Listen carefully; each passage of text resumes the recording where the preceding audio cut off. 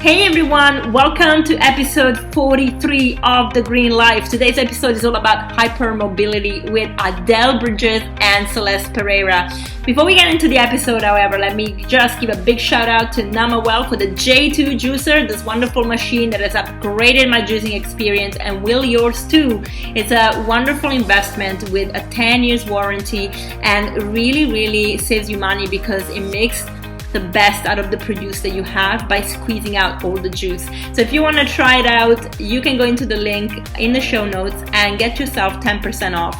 Also want to remind you that I have this wonderful luxury full inclusive experience here in Portugal. It's a retreat that is more of a holiday, which includes exploring northern Portugal as well as beautiful food, daily yoga, massages, sound bath, osteopath. I mean, everything you can to start your healthy journey and really go home with a lot of knowledge that you can apply very easily in your own time. So if you want more information, again, into the show notes, I have the link. Reach out with questions if you have any. Okay, back to the episode.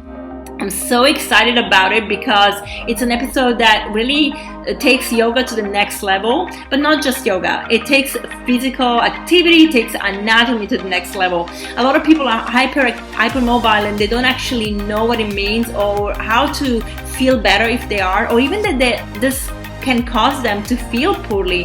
So this is a very educational podcast episode with two amazing, knowledgeable women.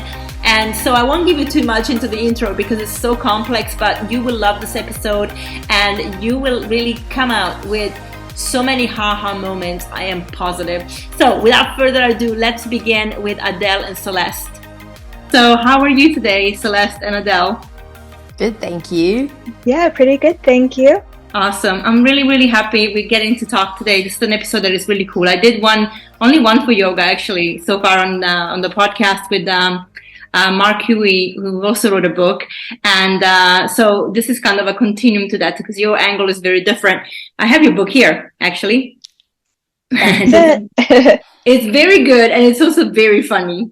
So because the pictures are so entertaining and very self-explanatory in a way, because it really reflects how we feel, but a lot of times we don't really know how we feel. And as a yoga teacher myself, I must say every time I watch Celeste's videos, I'm like, oh, okay, I learned something new.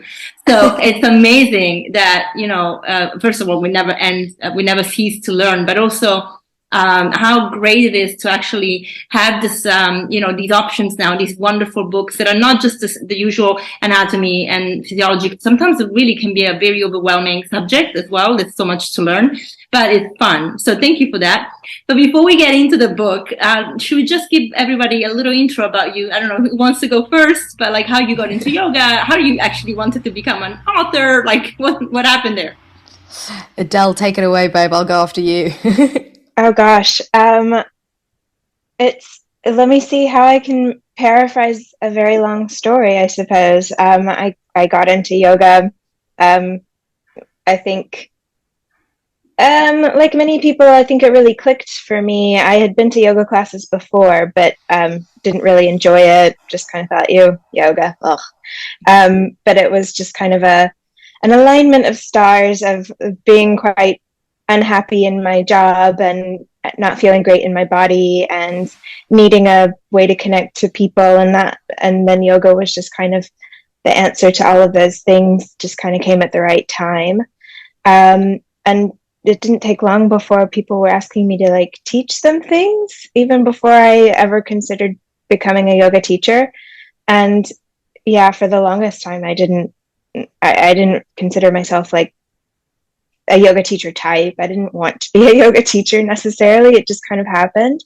And then, with the book, it was all very natural. I think Celeste and I met in Bali randomly and kind of just kept connecting over and over again. And it was, everything was just very organic. The birth of Hypermobile Yogis and then the book coming along through our Instagram page. And it was, I have to say none of it, becoming a yoga teacher, getting into yoga at all, writing a book on hypermobility. It wasn't something I was just like, this is something I want to do, and I strived for it. It just kind of happened. Oh, lovely. I love it when it happens. Yeah. I think it was exactly the same for me. I mean, I would just remember working in a gym and walking past the studio where everyone was practicing, and I thought that looks nice, and thinking, bless them for doing their cute little yoga practice. And then I don't know why, but I think I hadn't moved that day, and I was like, okay, I've got to do something. And the yoga class was on, and I ended up being in it, and I was like, wow, that is not what I was expecting. So yeah, actually, that was the second time I tried yoga. That was like my rebirth to yoga, because the first time I was actually in dance school, and there was the silver fox who used to walk in, and he used to like do these classes with us. I didn't even connect that was yoga. I didn't even click. I just thought it was some kind of movement thing that we were doing. And then when I was in this rebirth that I'm talking about, I was like, oh, that's what that really hunky older guy was always doing with us at dance school. and I remember, actually, I remember finding this difficult, but I after university took my student loan and decided to travel through India and get my teacher training just for self-growth. But when I came back, I really had no money, and I decided, I'll just teach just to get a few bucks in the bank. And in the end, it just ended up becoming my career, which was very unplanned, but I really enjoyed it. I'm really happy it happened this way. And same with Adell, really, about the book. She just mentioned to me, I've got this idea. And I was like, damn, I've had this idea. Like, should we just do it together? And then, the universe just keeps pushing Adell and I together to do stuff. So we stopped fighting that. And now, the book is out there, and we're so proud of it. And we're getting to connect with cool people like you doing this podcast. So it's been a really epic journey, and we're so grateful to have been a part of it. Amazing. I also saw that you just have a course as well that you brought together, which is movement, but also strength. So there's weights in it. I love that. But also, so you mentioned you did dancing school. Adell, I believe you also were in some gymnastics, or were you doing gymnastics? So your background is quite physical. Like, you didn't really just, turn up to a class like, oh, I never moved before, I'm just going to do yoga. That's probably, the segue into it. Like, your body just knows what movement is all about, right? Yeah, I think, just seeing people, all sorts of people in yoga, like, everybody comes to it kind of differently, and there's definitely a kind of a type of yogi that comes to yoga from a dance or gymnastics kind of background, and they're there because they're like, oh, cool, this is like a new way to put my body into shapes. But that's not to say that there's people who come to yoga who are like, oh, it turns out that there's this thing that helps me understand my body better and moving and all sorts. But I think that we're kind of a type of yogi. I love that. Okay, so your book is all about hypermobility, so too flexible to feel good. Can you just tell people what it is, what hypermobility is? So if somebody doesn't, they kind of get the concept, obviously, from the word, but they don't understand what it is, because I see a lot of students that go into a shape, go into any pose, and they really can go deep into it. They can basically contort their bodies. They don't really realize they're doing that, because that's the only thing they know. So what does hypermobility really mean? Well, I think the easiest way to explain it, probably to a native English speaker, is often the slang is the double jointed. Like, oh, that little kid, she's double jointed, so very flexible, able to do lots of, like you said, great ranges of motion within their body. But then as you start to look a little bit deeper at hypermobility as a spectrum disorder, it actually means that our collagen isn't organized quite the same way as other people's. And the defining label that I think we should attach to hypermobility is that many people with hypermobility have comorbidities. So they've got these other things that kind of are quite curious and weird, and they can't quite explain it. It makes them feel not particularly well for a large percentage of the time. And they're often in and out of the doctor's office and often told that they're either a hypochondriac and there's nothing wrong with them and they just need to suck it up. But they usually kind of fall into three main categories, which is people who have fatigue, people who have anxiety, and also gastrointestinal issues like IBS, gut issues. There are a whole range of other comorbidities that go alongside hypermobility, such as issues with your vision, really stretchy skin, systemic pain. But those top three that I first mentioned are the ones that we see most frequently across the board. And it's an interesting one because hypermobility is one that's often glorified as something that people kind of want. But then I think if you take a moment to kind of step inside the hypermobile body, you realize that it actually comes with this whole host of other challenges and almost makes living a normal life much more challenging.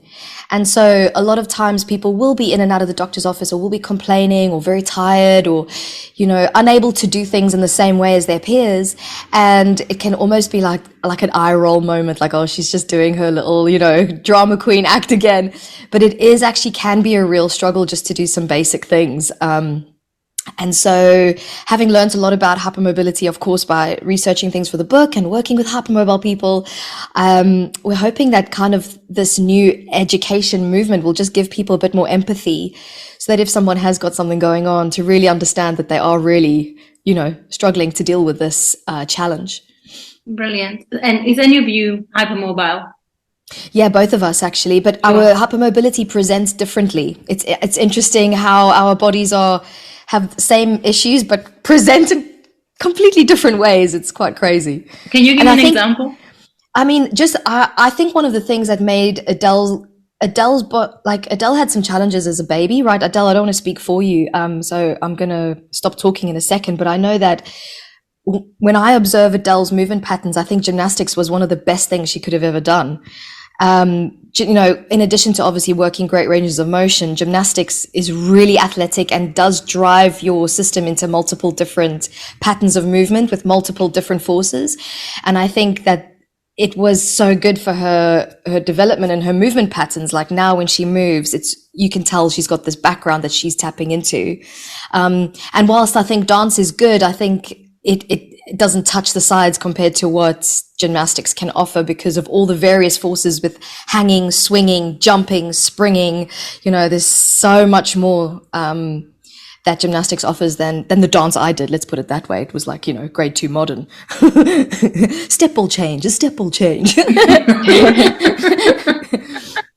And then, Adele has got quite an interesting story actually about the start to her little life. I don't know what you're referencing. You were born the with meningitis. Yes, exactly. Sorry, I'm a bit unwell, guys, so my brain is not firing, but meningitis, you were born with that, and you actually had like a tilt in your head. And I think that that really affected your body and how your hypermobility expressed itself as you developed. Quite possibly, yeah. Obviously, the meningitis is independent of the hypermobility, but I think I was 2 or 3 weeks old when I had meningitis, and so then afterwards, this is all information that I've had from my mother. Obviously, I don't remember any of this, but my mother was very concerned about the fact that my head was always kind of leaning to the right side, and like I wasn't walking properly. I was like super like pigeon-toed and knock-kneed and sway back, and my mother would take me to various doctors, and all the doctors would be like, oh, she's fine, she'll straighten up. And she's like, yeah, she's not straightening up. But it's true, gymnastics, I mean, I'm so grateful that I wanted to do gymnastics as well. Like I loved it, because I think if I hadn't been like bugging my mother about it every single day, she probably wouldn't have bothered taking me. It does, because one of the things that hypermobility often affects is proprioception, so just understanding where your body is in space. And so I am super grateful for my background in gymnastics, because I think that that's one of the things that it gave me was a better sense of what my body is doing than I probably yeah, than I would probably experience if I hadn't done gymnastics. Brilliant. Thank you for sharing that. Can I ask you guys, as yoga teachers, when you are into a room and what's the first thing you spot when you see someone hypermobile? Like if I think about it, the elbows for me come in, and even when they're in planks, I'm like, okay, there's like that really extension that is really to the extreme sometimes. And yeah, so I was wondering what your experiences are with hypermobile students, and how do you correct them? What's the thing? Also, I think it's nice to actually mention what is the cue that we give as teachers if we haven't learned better that is wrong when we correct somebody with hypermobility versus what you have experienced that works and actually can help someone that is going through that and needs to adjust. I mean, I would say that a cue that, I mean, we use it with all bodies. We do this across the board. We tell people, we give a lot of internal cues. Belly to spine, squeeze your glutes, press through your arms. And it's not that those things should be left out of our teaching entirely, but the research is quite robust in the fact that external cues are far more effective in helping people recruit globally throughout their entire system, as opposed to isolating one specific part of the body, which kind of ruins the distribution of energy and the sort of equal forces that can travel through all of the different tissues at just the right amount. Because you can remember, I could squeeze my stomach into my spine at 100%, but if I'm just standing, that's inappropriate. It's like if I lift a glass of water, my bicep contracts at just the right amount for me to lift that glass of water. Whereas if I lift a 15 kg dumbbell, my bicep's going to contract at a much higher level. And it's the same with us on the yoga mat. We hear all these cues, but they're inappropriate muscle contraction levels for the amount of effort that needs to be produced. And so external cues are really great because it gets your muscles recruited at just the right amount. And it can actually, as I mentioned, get the whole system working together as opposed to isolating. And it can actually help the person achieve the desired goal much more efficiently. For example, you mentioned hypermobile elbows. And often what we see when someone has got those hypermobile elbows is they'll be in a plank position, but their middle body will also sink down and their head will also sink down. So there's this kind of like gravity is winning. And the only reason their shoulders are up is because their arms are locked out.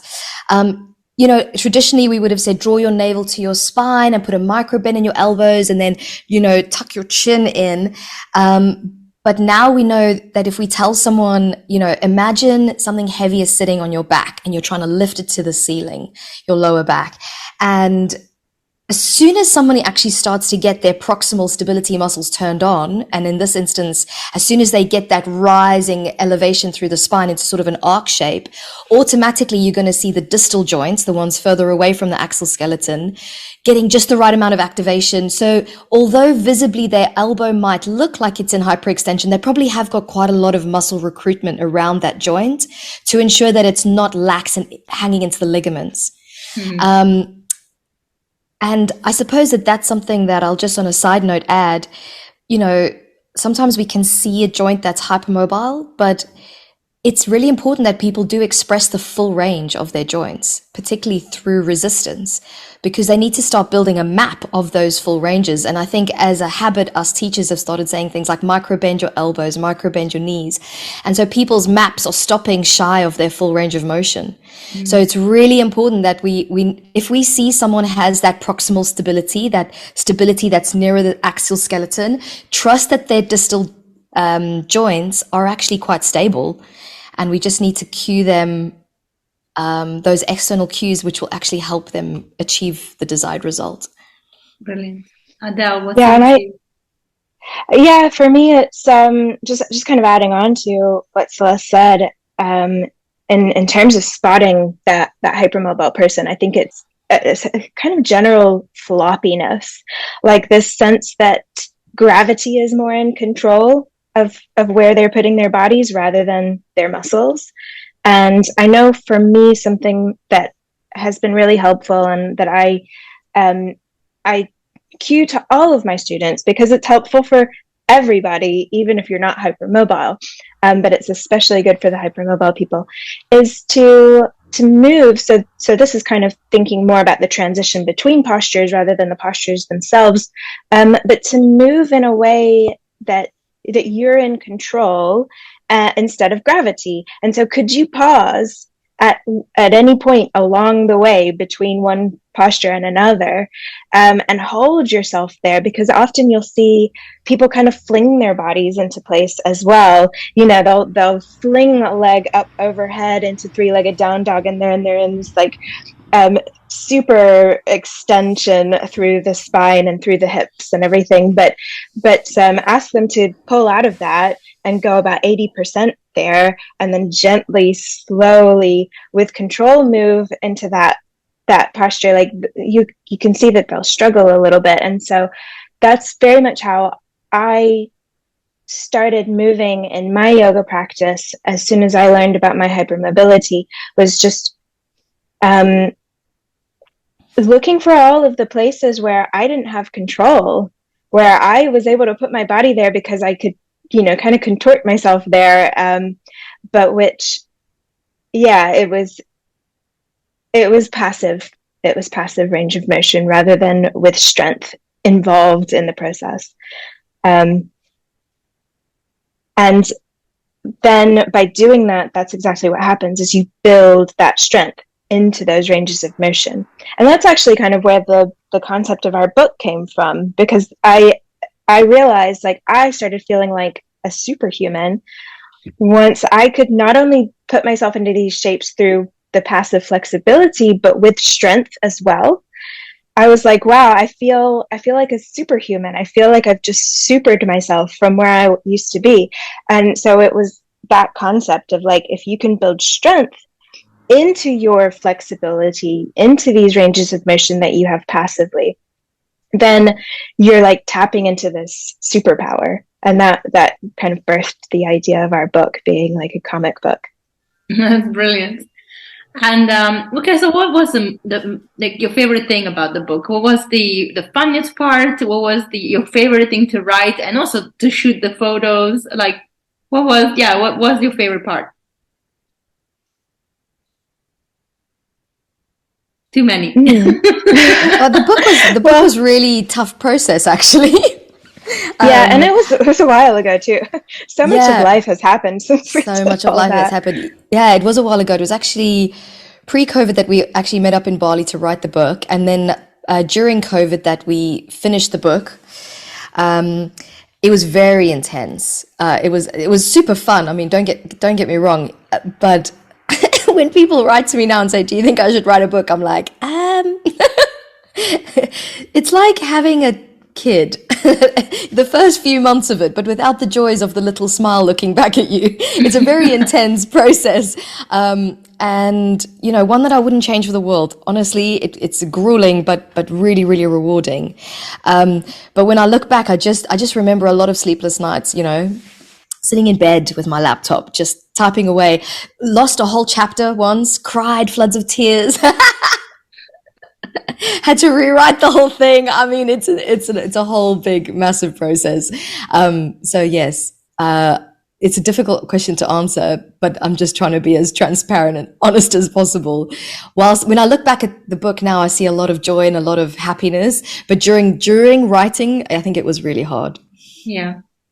I do have a memory of us in Bali, where we had all these kind of like, we had like different blogs that we had written, and it was very disjointed, kind of just like piles of like different things that we thought this could go in the book and this could go in the book, but we were really struggling to think about, like, how can we put all of this stuff together into a cohesive like story that we can tell almost. And then we were talking about the superhuman theme, and then we came up with the idea of the villains, and that's when I remember we were jumping up and down with excitement, like, a comic book, because we also knew that this is a subject that can be very dry and boring, and if we tell it in this comic book style, then we could make it really fun for people to read and learn.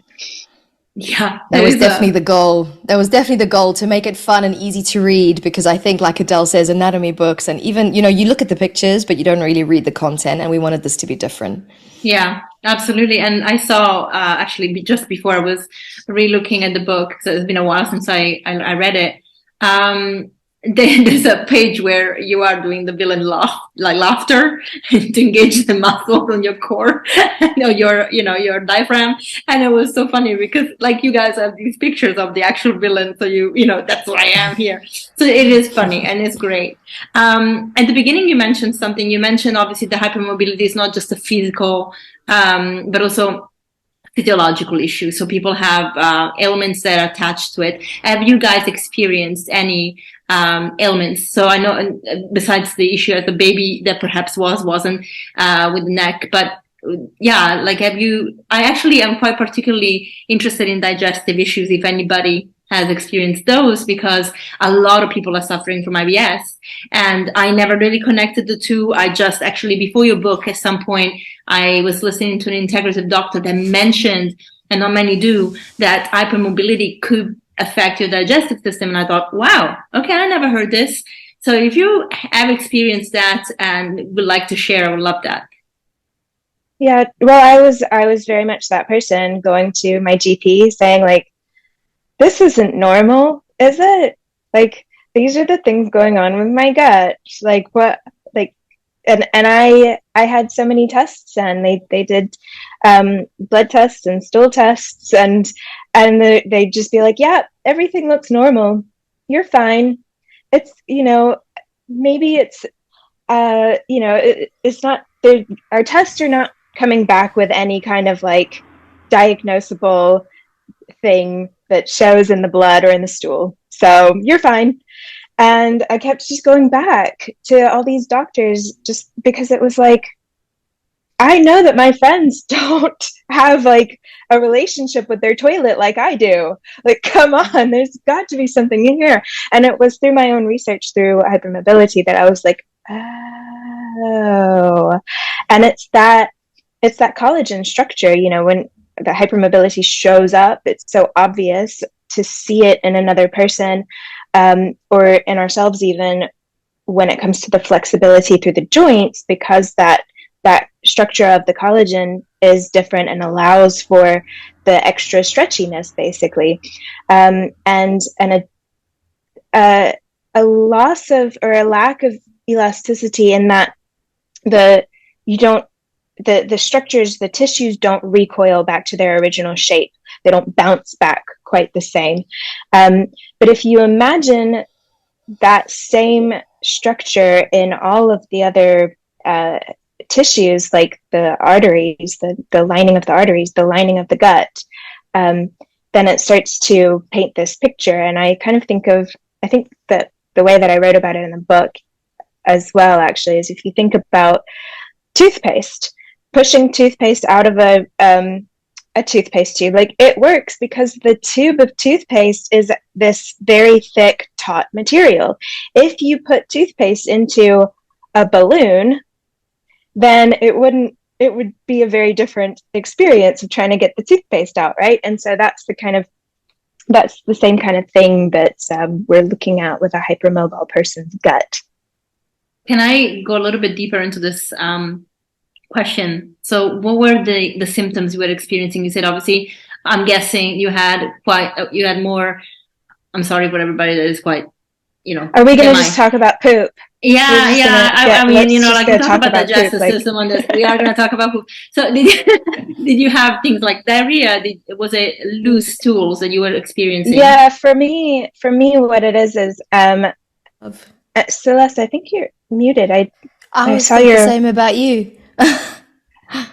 Okay. Back. Okay. It's my internet that's gone off. Okay. Oh, okay.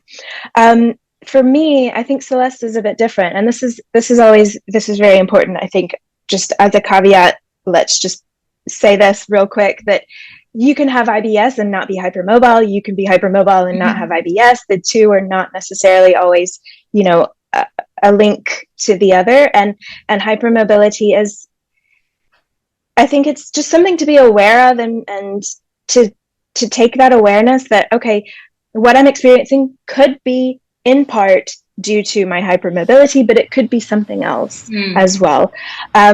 So I don't want anybody to think, oh my gosh, that sounds like me, so therefore I'm hypermobile or anything like that. But for me, what has presented, what my issues is constipation, and then when I finally do go, then it's like diarrhea. It's like really, really runny.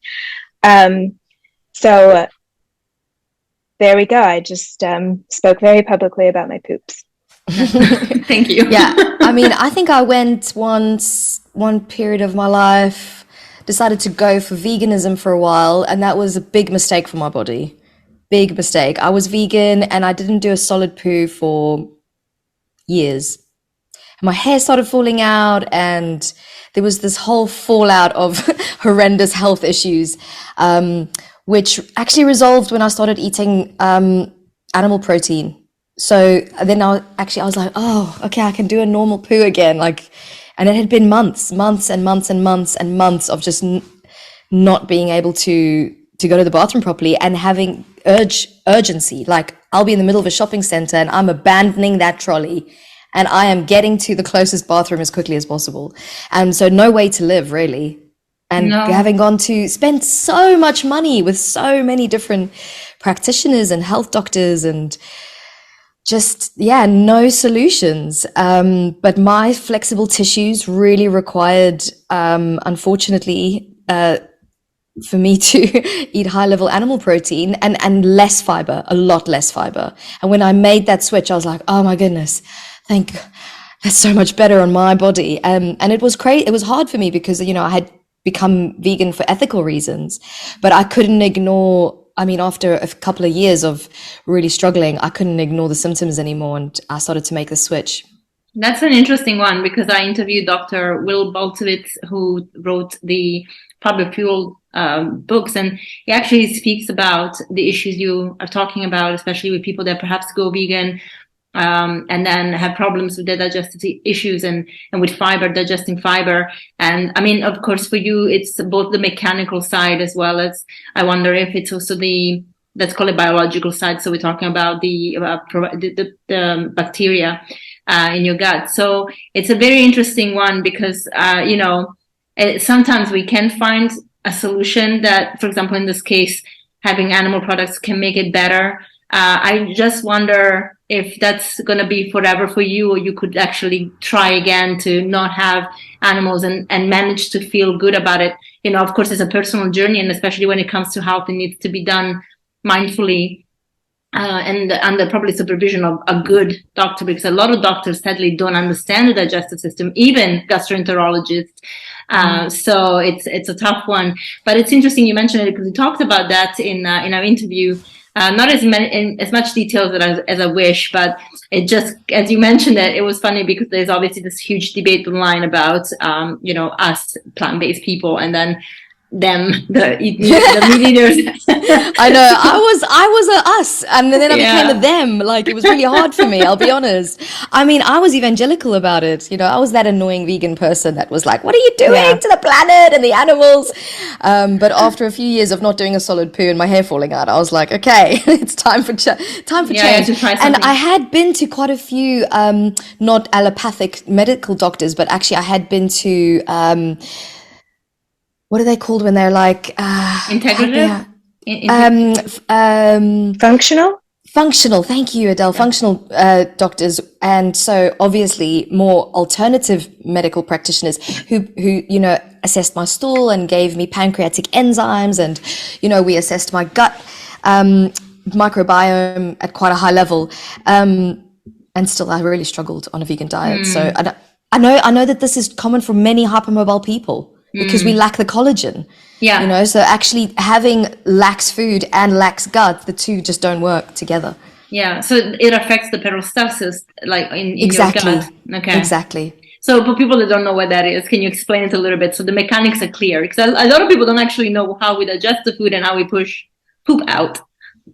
Yeah. So, I don't know if I'm going to explain this as well as you could, Adele. I don't know even what that word means. Peristalsis, so basically it's like If this is the gut, then this side squeezes, and then the next Oh, side it's the squeezes. toothpaste tube. It's the Okay. toothpaste tube, exactly. Yeah. So the peristalsis for like what Adele was saying, with hypermobility, our peristalsis is disrupted because we don't have the recoil. Everything is sort of lax. So we just aren't getting that gut motility to actually A, extract the necessary nutrients, but B, we have got a tendency towards inflammation. So we have a leaky gut. And as the gut lining stretches, we actually have food permeating through the gut lining, which is another reason why we have so many issues health-wise. So, yeah, that's... It's always a very, very complex. It's very complex, as most people I think will appreciate. But I think it's always worth having that reminder that you can hear like the mainstream advice on things like, you always hear there's two things in particular that you always hear: get lots of fiber and don't have too much salt. And for a lot of hypermobile people, it'll be the opposite. We actually need a lot more salt as well as perhaps less fiber. But I don't want to, I don't feel that I have the credentials to talk too much about nutrition, but I will say that, just going back to, what is it called? Peristalsis. Peristalsis. So one thing that I know, and this is purely anecdotal, this is not based on any kind of robust science that I have done on myself, but just my own experience with my digestion. Strength training helps my poops. Me too. Like, yeah, 100%. If I'm starting to feel like things are just gurgly, but also not moving down there, I just need to go do some weightlifting, something like that, and sure enough, it's much better.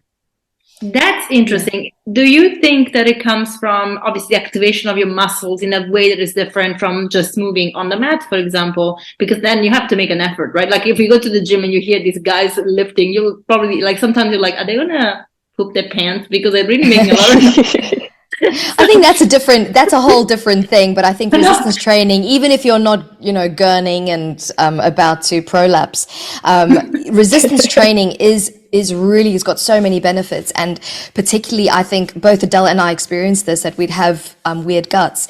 And when we did resistance training, heavy resistance training, our guts, you could see a change. Amazing. That's awesome. Yeah.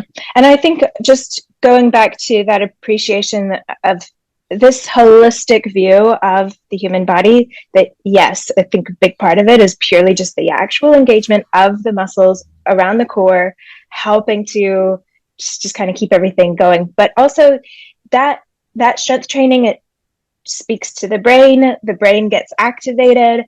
And when the brain is activated, just to kind of keep things nice and simple, that can help the brain do all of its other jobs better. And, there's the whole breathing that's involved, and all sorts of things get involved that we're usually not even thinking about. But it's just a whole body thing. And it's just like anxiety as well, and fatigue. These things, for me at least, again, this is not based on any kind of robust scientific data, but just my own experience. I feel more energetic whenever I'm regularly strength training. And it usually means that I have to force myself, because usually I'm like, I really don't feel like it.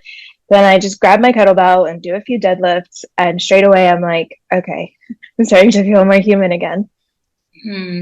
I can appreciate that. Do you feel that for people that are hypermobile, because you mentioned they struggle with knowing their body in the space that they're in, do you feel that is really advisable for someone that is hypermobile to perhaps get a trainer to help them do weight training in the right way? Because now I'm thinking about how you do weight training is very important as well, because one, you want to you want to engage the right muscles. You also, you mentioned, Celeste, we have this innate ability to know how much we have to gauge our muscles for the weight that we are lifting. But if you are hypermobile and gravity wins, can you do that automatically, or do you have to do that by training your body to understand what that means? So what's your advice about that? I would say everything's about progressive overload. I think what a lot of people do is they just go too hard, too fast. And if they just, it happens in yoga as well, to be honest with you. Everyone's just trying to get to some kind of imaginary finish line now. And it's like, you don't have to do it all today. Starting with small baby steps, choosing a manageable weight and maybe under the guidance of a trainer, but if that is out of your range, jump into a class or maybe do something online and really listen for the cues that trainers are using that you trust. Just to slowly progress in the right direction, I think is the way to go. But with resistance training, I think another really powerful tool for hypermobile people is actually maybe not jumping straight into free weights, but actually using stretchy bands first. The perturbation that those offer you can be really useful. And then, like I mentioned, starting light and building up to heavy. I think heavy is very important for all humans on the planet, not just hypermobile people.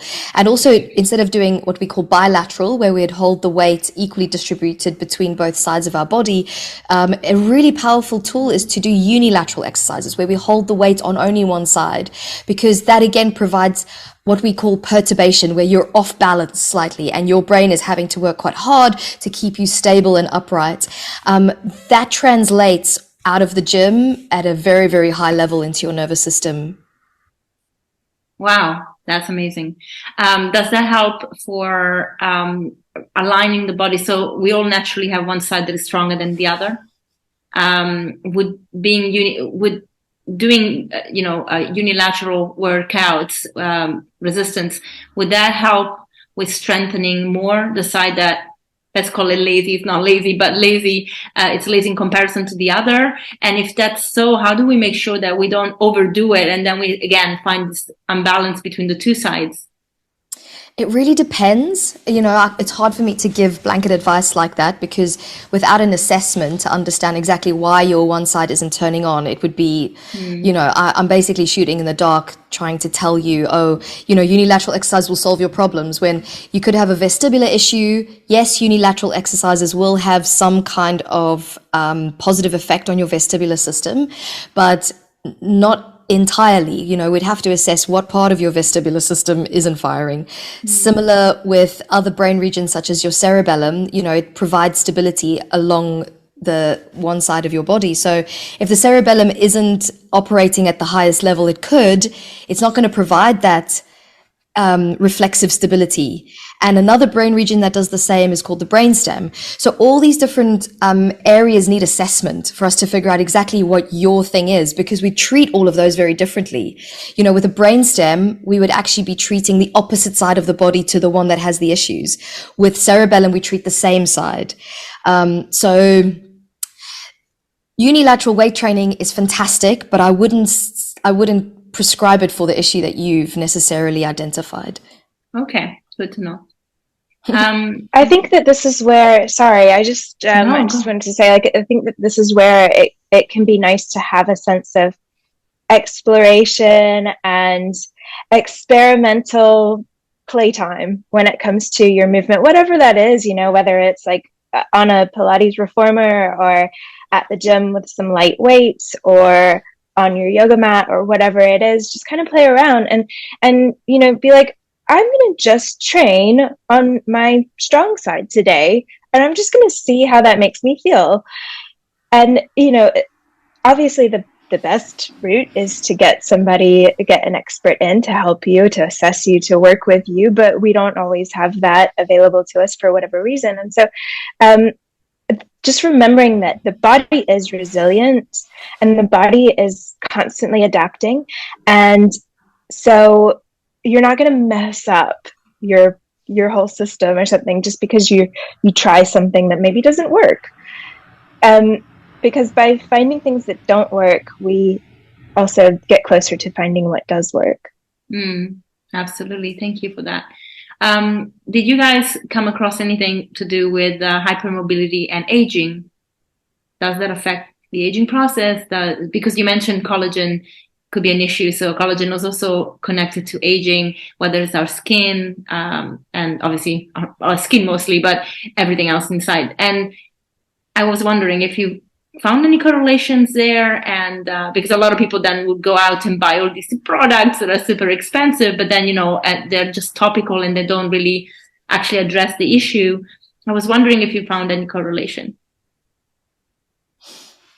I haven't looked into that specifically. I know that our skin is more stretchy, so we actually are going to have to look after it a bit better, and lifestyle does play a massive role in terms of the visible aspect of aging. I'm assuming you're talking more about the aesthetic portion of it.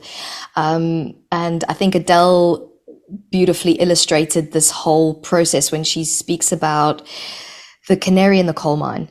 Hypermobile people have got these different issues, and their body is crying out for attention from very young.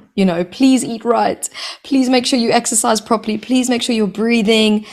Please make sure you're not too stressed out. And because otherwise our symptoms become unbearable and we can't actually live a normal life. And so we tend to, from a very young age, be mindful of our food, make sure we move, make sure we have a good community around us of support. And that actually can have a really positive impact on the aesthetic portion of aging. But all of us are aging, right? The whole planet's aging. And all of us should be doing the right thing. It's just that our bodies in all their infinite wisdom are those canaries in the coal mine. They're warning us. And if we actually looked at hypermobile people, we saw the issues that they were faced with, we'd know as the general population, we're going to run into those same challenges, but just maybe a little further down the line.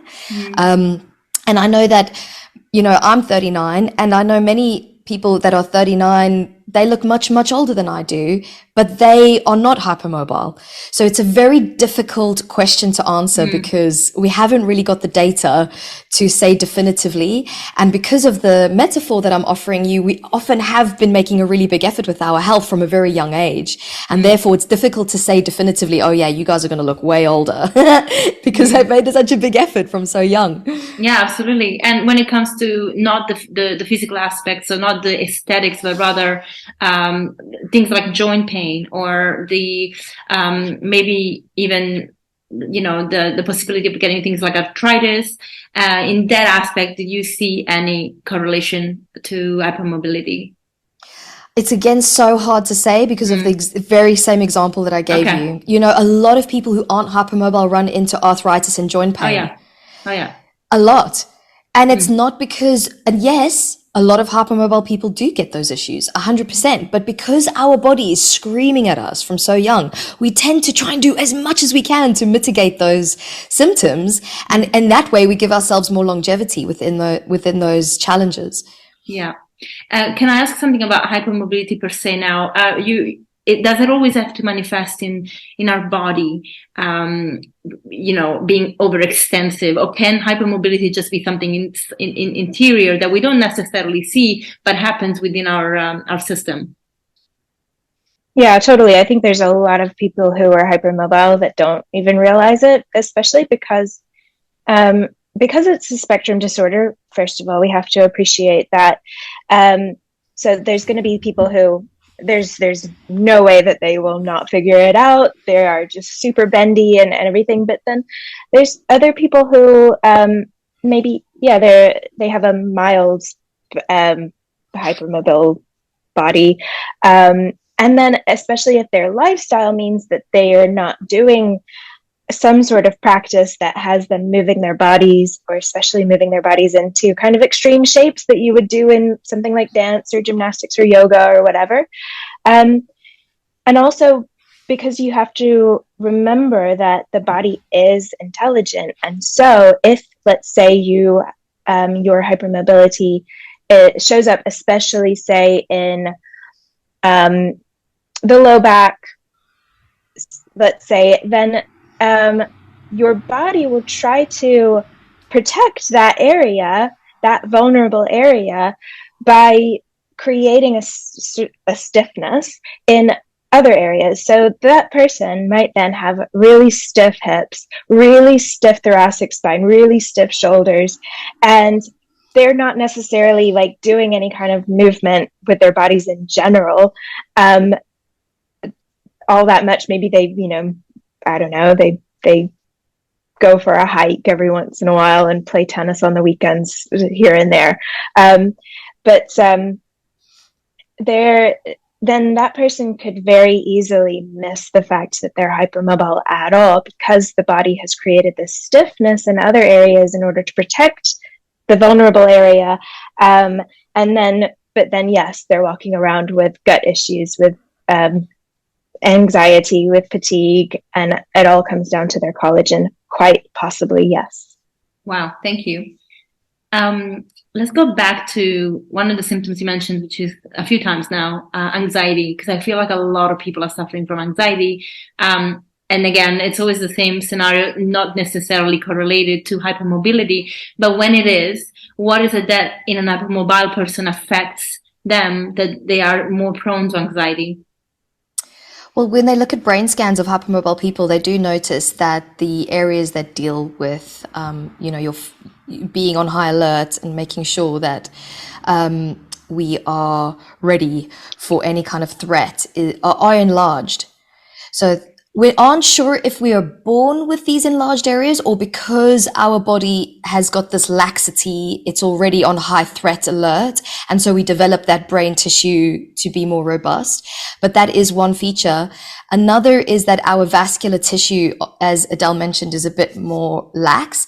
And so what our body does to try and move the blood through the blood vessels is it elevates our level of cortisol. And, those two factors I think are significant. But you can just imagine, like, your brain's only thing that it cares about really is how safe you are. And if your joints are lax and you haven't got good information coming up to your brain, telling your brain where you are in space, how safe your joints are as you move through life, that is a huge threat. But in addition to that, many hypermobile people have a vestibular system, which is your balance inner ear organs. That aren't operating at a decent level. So again, that's a massive threat for the brain. And for many hypermobile people, their eyes actually have got also issues such as myopia or astigmatism. And what that means is that the lenses are, the light comes into the lens and then it refracts. So everything is blurry, or you're nearsighted and then, farsighted and things that are close to you are blurry. So you can imagine if all those inputs coming into the brain are not crisp and clear and adequate, the brain is on high alert for any kind of threat. And we see this with hypermobile people particularly. One of the outputs the brain chooses to keep them safe is to make them anxious. Because if you are on high alert, looking over your shoulder, anxious, ready, you're probably going to be able to spot those dangers and be ready for them a little bit quicker than if you were a bit more chilled and relaxed. So the brain doesn't choose you being confident and relaxed as an output because that's not safe for it. It chooses anxiety. And it's just because those inputs are not as clear as they could be, which is again why things like resistance training are so good, because it helps the proprioceptive system send clearer images. And it also, again, like I mentioned earlier, helps the vestibular system just gain a little bit of upregulation. Wow, isn't it interesting how we are wired for survival, like in every single way? Isn't it? It's great. We really underestimate our bodies unless we look into them. It's fascinating how, subjects like anatomy are not really studied at school as a main subject. I mean, given the fact that a lot of teachers would probably make it boring and everybody would fail, but it's I can't remember my biology classes. I'm like, I can't believe this. I hated it, and now I love biology. So yeah, me too. Yeah, right. School was so dry, and I'm it wasn't the content, it was the teacher. Yeah, I think that's why we wrote the book in the style of a comic, because we realized that sometimes teenagers are going to pick up our book, but can a teenager and a mum pick up the book and get something from it? Oh, that's great. Did you actually get a lot of readers that reached out to you and gave you good feedback about it? Yeah, they were so sweet. They were like, I sat down on the stairs reading your book and my partner left the house and he came back 2 hours later and I was still on the stairs. Brilliant. Yeah, it is engaging. Like I finished it in a week. It was great. Amazing. And it was Thank easy you. to understand, which is great. So talking about digestive issues, very digestible book. So that's great for the gut.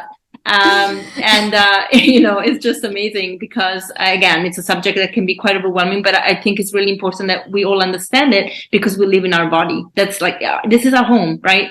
On this planet. So it's really, really important that we understand how we work, how we function. And also because, as you said, you would go to a doctor and a lot of doctors would just run tests that are checking the basics, and those basics can be quite normal. And then they really just can't figure out what is happening within your body, particularly when then a doctor is not really looking at the holistic picture. And Adell, you mentioned holistic before.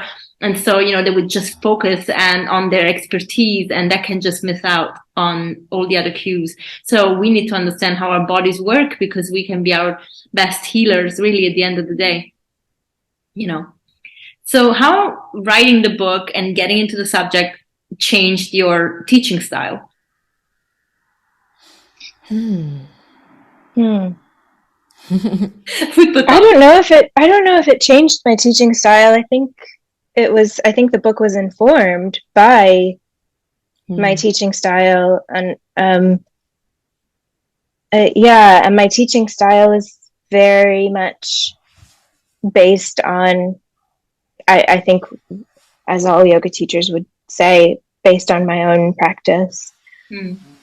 Well, the reason I ask that is because sometimes when we study something and then we put it into word and we articulate it, we can come up with more haha moments, right? We can like, oh yeah, I see this connection now. So I was wondering if there's any of that came in that you maybe didn't think about it before at that level. And then by researching it for the book, you're like, absolutely, this makes even more sense now. And you integrated it into your practice. Or maybe it was just so natural that you didn't notice that it happens. I mean, that's also possible.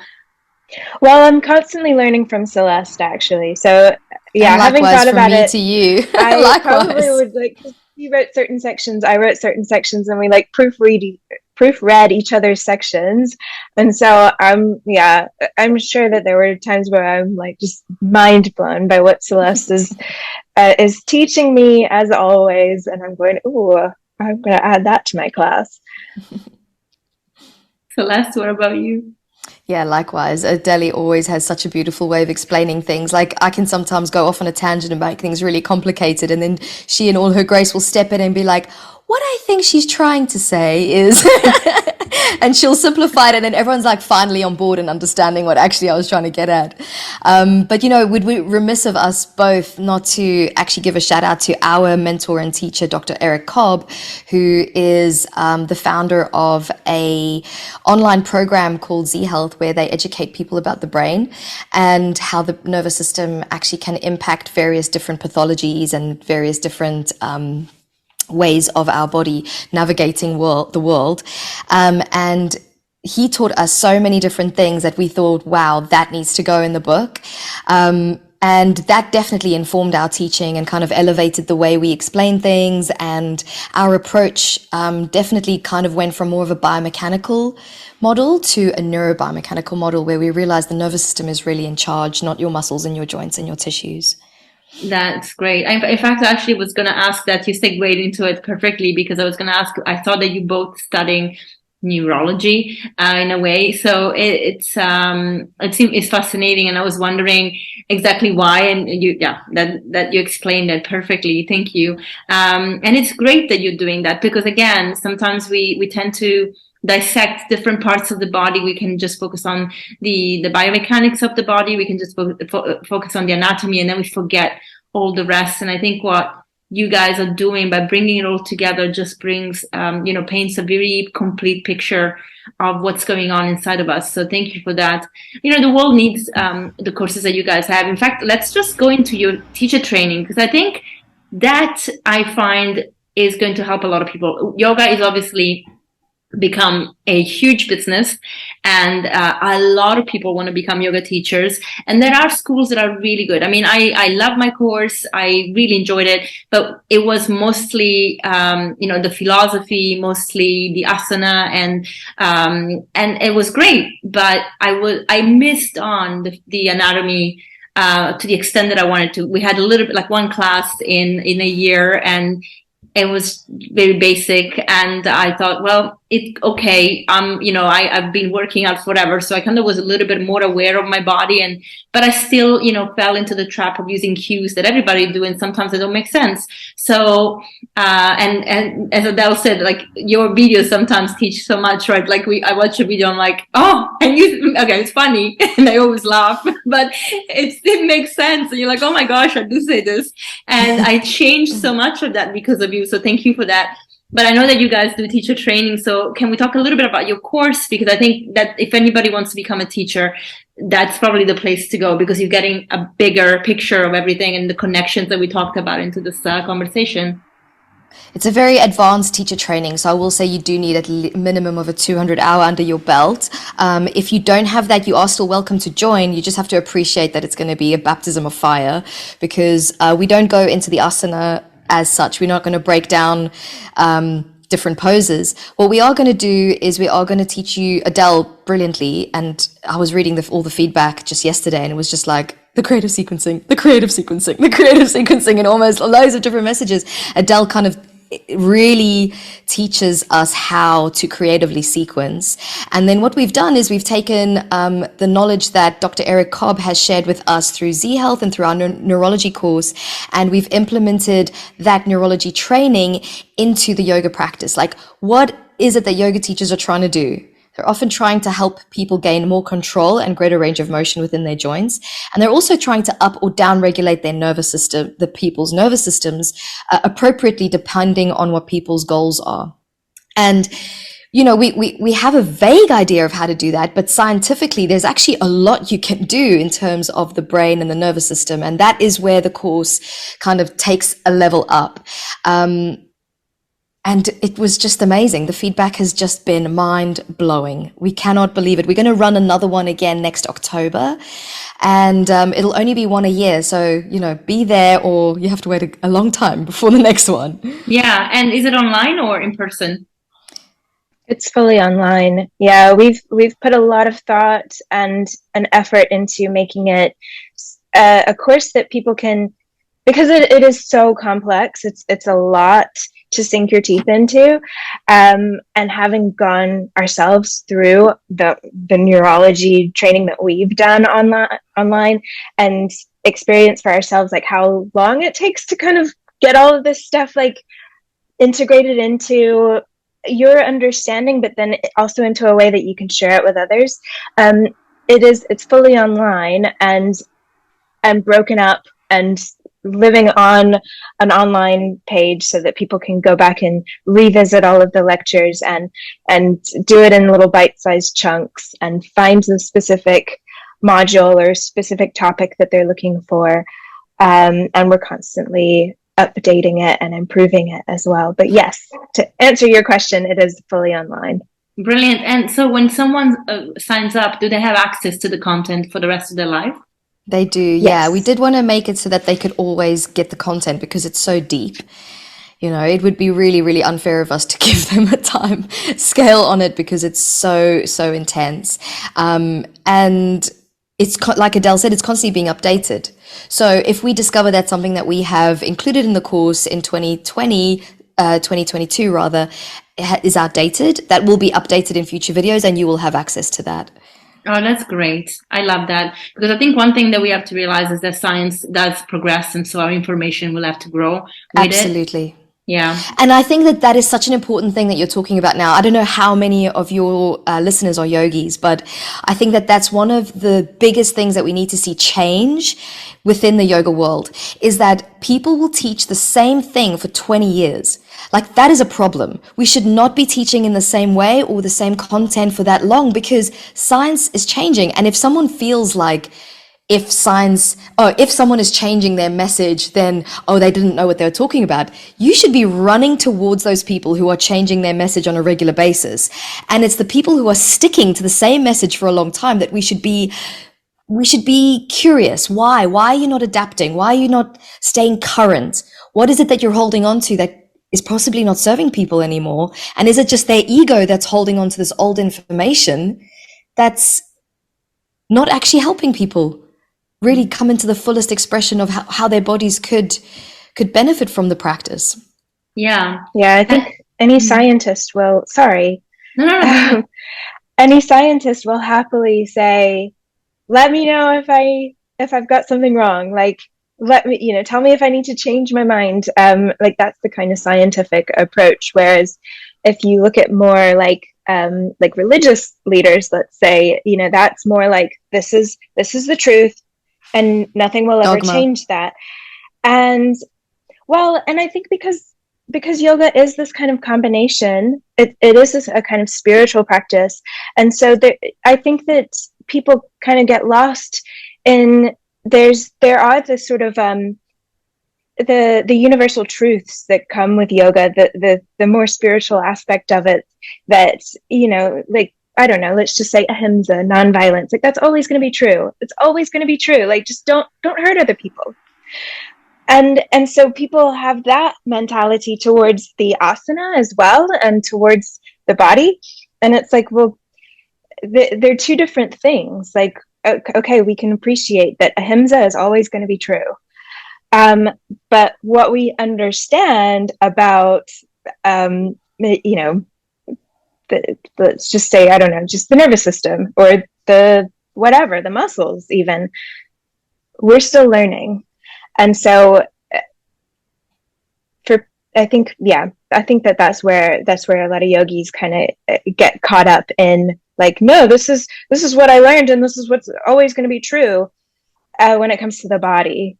Yeah, I guess it's because a lot of the yogis, especially those that are learning more from the philosophical schools of Hatha, and they are attached to a guru that perhaps is like 100 years old now, so it's not going to really change their mind and their vision. I'm so sorry for the background noise. Dogs are playing in the kitchen, and basically it's they're attached to that, and it becomes dogmatic. So they don't evolve with, okay, well, this is also a physical practice, so your awareness of the body, your knowledge of the science within the body is really as important as your spiritual elevation. That they all go together. You mentioned something about religion, and I think it's really important for people to kind of understand that, because I've been doing a lot of spiritual research, and even into the beginning of times, like what was the actual foundations of religions. The sadness is that a lot of religions they stem from this universal truth that comes with the ethics and the ethos and the dharma of the consciousness of the Most High, the God, but they had to kind of make it very almost written in stones, because someone has to have control over it, and the over control made it so that they can't be flexible, because otherwise when you're flexible, people start wondering, they start questioning, and you can't control them anymore. So it's sad, because that actually stops people's growth, even spiritually, because you get stuck. And so if you want to progress through the tree of life, or through our chakras, then we have to actually be quite aware of these progressions and these changes that have to happen. So I think that science and spirituality are very much connected, because they all have to evolve in one way and another. So I love that you mentioned that. Thank you. So the online course sounds brilliant, and I think is much needed, and good to know that probably someone should do the 200 hours if they want to get into it, or they can do it, as you said, but they have to be aware that a lot of the more advanced concept will come in. How do you feel? Well, you also have another course I mentioned at the beginning. Is that related to your teacher training, or is that a solo course? My anatomy course?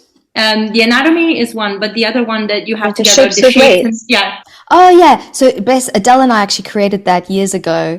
And now we've got our own separate platform. So we're going to just release that on our separate platforms for people. So Adell very kindly said I could release it first. So it's Shapes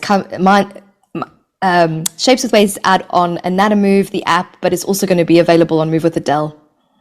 Brilliant. Nice.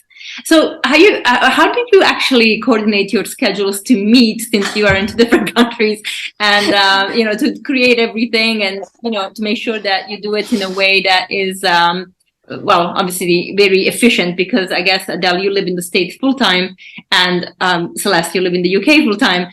Yeah, what's the schedule like? Well, I don't live in the States full time. I spend my winters here. And I try Oh, and spend as much of my summer in the UK. love it.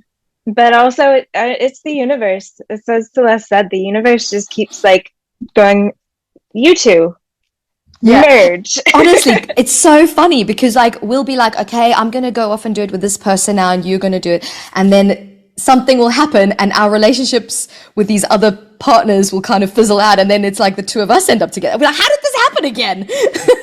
Your It's happened like soulmates, 7 guys. times. I'm like, It's just me like and you some cosmic every time. intervention. Like we've like just every time we've decided, okay, you're gonna go off and do your thing for a bit, you know, I wish you well, and no, it's me and you again, babe.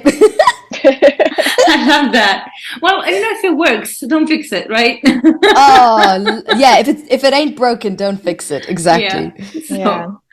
that's brilliant. I want to just tap in one last question. I know we're running out of time, but you're about creativity. So that's one thing that I really love. So I get very creative, but as you said, also my practice has changed. I kind of incorporated much more Pilates and bar into the practice because I felt personally that I wasn't engaging the muscles as I wanted to. And with online teaching, it's been harder for me to just do yoga with my clients because they need specific ways of working out, which perhaps don't reflect very well with the flow, but I still love the creativity of it. And so where do you get your inspiration? And what is important for you in the creative space, like when you're putting a flow together? For me, a big part of it is like in my self practice, I'm constantly just looking for areas that are weak or stiff or uncoordinated. So I try and I move out of the same old movement patterns that feel comfortable. Obviously there's those days where it's like, I'm just going to stick to what feels easy. But when I'm feeling strong, it's like, yeah, what happens if I stand, instead of having my legs like hip width distance in a lunge or even like in line, what if I cross them? What happens there? Like, is there an area in my body that feels like it's just kind of going, wait a second, I don't know what's happening. And so then when I find those little areas, I get so excited because then I just spend some time there and I just wiggle around or whatever. I move into it, I move out of it. I'll add extra movements in, whatever it is, to basically write that map out for my brain, because that's kind of where, like Celeste was talking earlier about brain maps, like the map that your brain has of different areas of your body doing different things, and that's that discovery of like, oh, this little brain map here is very blurry and pixelated. How can I clarify it? And that's actually the first, like the biggest number one tool in my creative sequencing course. I'll just give it to you for free, is to use your habits as inspiration. So recognize, like, what am I doing habitually? What do I always do? And then just do something other than that. It doesn't matter what it is, just do something that you don't normally do. Thank you. Okay, I have to ask another question. I'm sorry, because Adell just prepared the platform for that, for Celeste. So your anatomy course, there is something that obviously in your anatomy course you teach, which is the way that we normally go into a pose that we are used to learning, like say lunge, and we always say the same cues, like your hips are square, but then you said you actually sometimes have these videos of dancers that move their bodies in very different ways. Things are not square, like in any shape or form. So now Adell talked about changing, creating the flows by, changing the way that our bodies look and the bodies are positioned.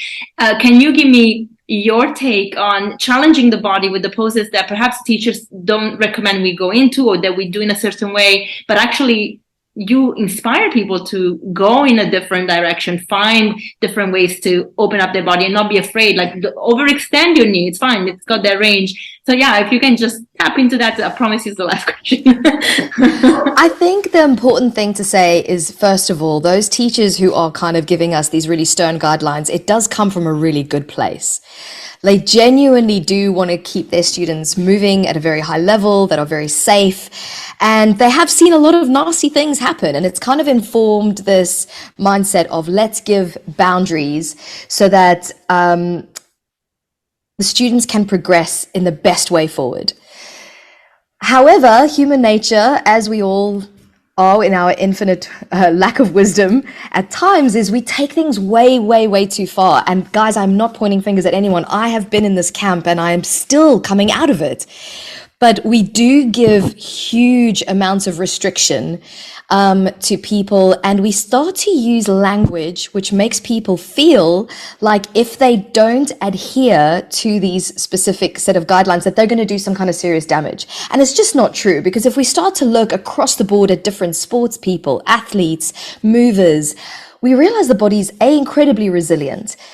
And half of the issues that people are facing is that they are being told to expect a problem. You know, like, oh, because you moved forward in your chaturanga, you're going to have bad shoulders. And then they're playing with their dog and the toy rolls underneath the sofa and they go through a chaturanga shape, but they move really far forward to grab the toy. And then they're like, oh my gosh, I hurt my shoulder.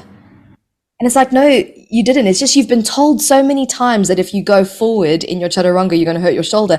Now that's like a blueprint in your mind of what to expect. But the body is incredibly resilient. It can do so much. And if we just appreciate its resilience, I think then we can start moving into the realm of exploration, is what Adell's teaching, you know? Be creative, explore your body, do all the things. And then start to really listen to your body as opposed to all the noise outside. Because I'll give you another example. Let's say I have a bunion on my big toe on my right foot. And sometimes it can get a bit achy. And I used to think, I better avoid that toe. Oh, walk carefully so that I don't disrupt those toes. If I'm doing a practice, don't bend those toes. Now, with my new understanding of how resilient my body is and how my brain is just trying to keep me safe by giving me pain, it's not actually that there's any tissue damage. I'll bend that toe and I'll start to count 1, 2 as I bend it, and I do little pulses all the way up to 20.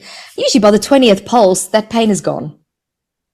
And if I had been so afraid and so protective and I didn't move my foot because God forbid I should damage something, I probably wouldn't have experienced the fact that the brain would be like, oh, I'm totally fine. I don't need to be so worried about my big toe. Let's take the pain away. It's not serving any purpose. Do you know what I mean? Yeah. So I've meandered a bit of my answer, but hopefully your listeners are getting the gist that it's very, very important that we empower people with our language, that we tell them that they are resilient. And on top of that, we allow them to explore their bodies creatively, because that's really where you can discover what you're truly capable of.